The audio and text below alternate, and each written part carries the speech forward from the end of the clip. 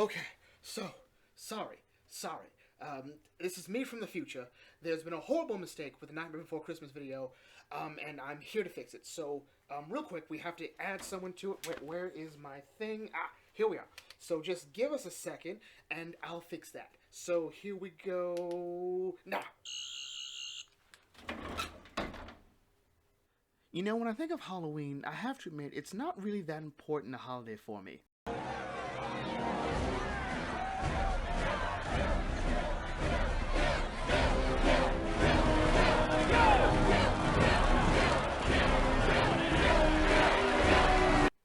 Okay, calm down. Okay, it's rather just not a holiday I have a lot of fond memories of. I'm more of a Christmas man. You suck! But that doesn't mean I don't appreciate a good movie featured around it. And Nightmare Before Christmas is that movie for me. Kind of.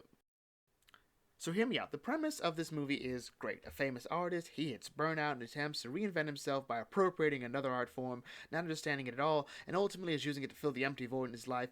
That's great. That's great. But this movie is really like The Jungle Book in the sense that the musical numbers tell the story better than anything else in between. Hamilton is kind of the same way if you think about it, in that the aesthetic and what you can do with it mostly means that the standout musical numbers tell the story better than anything else in the movie. Granted, there aren't many other stories that do this, but compared to, say, The Little Mermaid or The Jungle Book or Beauty and the Beast, these don't have musical performances that could essentially end the movie. But poor old Jack here, that song does end Jack's story, with his own song with Sally more icing on the proverbial cake. But anyway.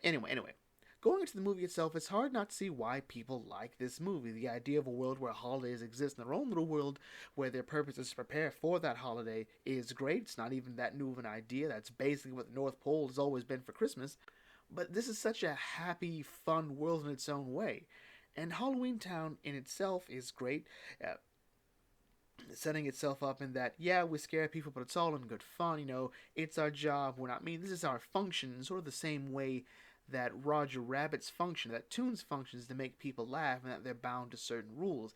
And when you think about those certain rules and confines, it explains why they can't really grasp the idea of Christmas.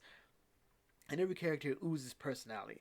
My personal favorite is the mayor. He's just great. He's great. Does he represent my anxiety some days? Possibly.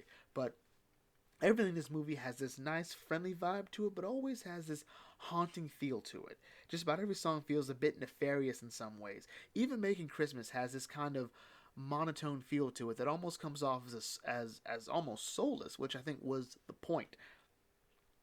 Now let's move on to the real MVP of The Nightmare Before Christmas.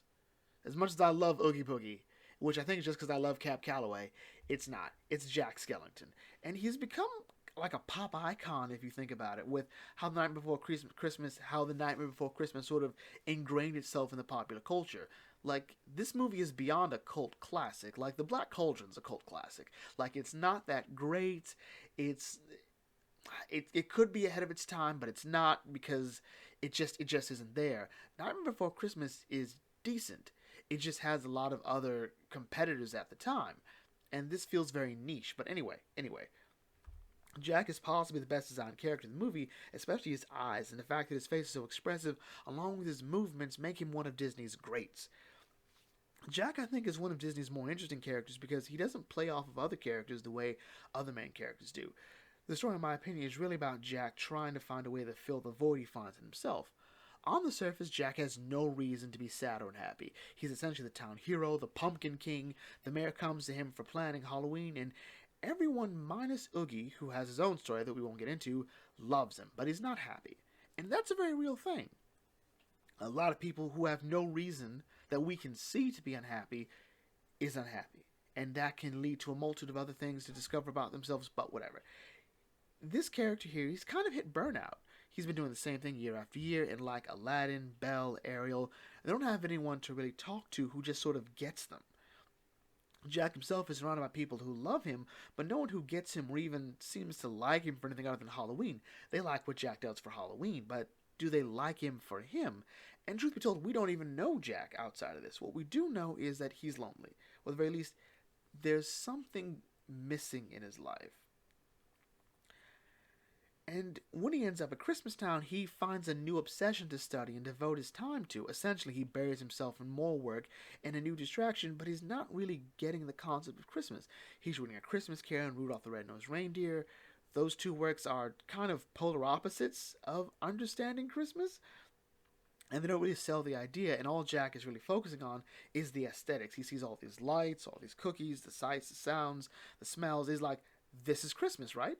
Well, no, this approach to Christmas looks right, but it all feels off. And then we see the gifts, and it's easy to see that Jack didn't do the homework.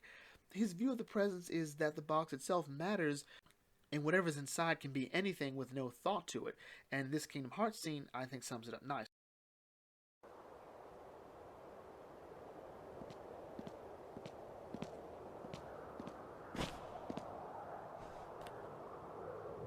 What a shame.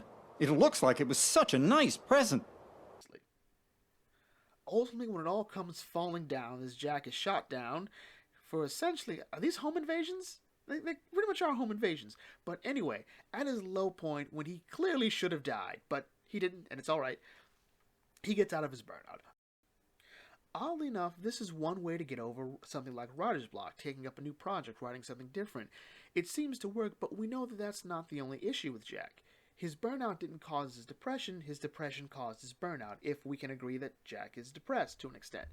And it's really only at that point was he able to see what he needed, someone who he felt generally cared about him, and the movie kind of implies that Sally and Jack finding out and realizing that she's been trying to help him, both in encouragement and trying to convince him not to do this, was honestly enough.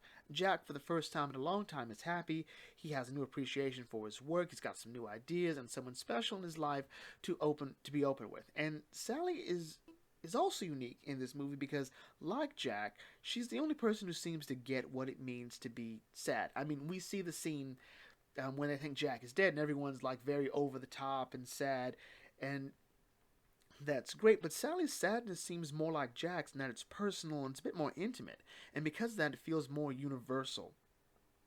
Both Jack's lament and Sally's song are private moments we, the audience, get to see, so it feels more impactful to us, like we're rooting for Sally, we're rooting for Jack. Halloween Town is upset that Jack's dead, or they presume Jack's dead, and yes, that is sad, but those still private moments are what Jack and Sally have and what they're trying to express. And together they can do that. That's what makes it work. And you know what? That's enough armchair psychology. That's enough. So let's bring this video to close here. What did you guys think of The Nightmare Before Christmas? Do you love it? Do you hate it? I don't know anyone who hates this. I think, like, is it legal to hate this thing? I don't think it's possible. What's your favorite moment? What's your favorite song? I'm torn between Jack's Lament, Jack's Obsession, and Oogie's song, because I love it. It's one of the best villain songs ever. It's a shame I couldn't find a way to squeeze Oogie into the School of Disney villainy, because he just kind of shows up at the end as the antagonist, and it's just sort of like, well, this has to go wrong somehow. Well, just have Oogie do it. And of course, it's revealed that Oogie was Dr. Finkelstein, but that was changed for good reason. But anyway, we're rambling. I will catch you all later. Happy Halloween. This is the Bucket Think Tank signing off. May your fandom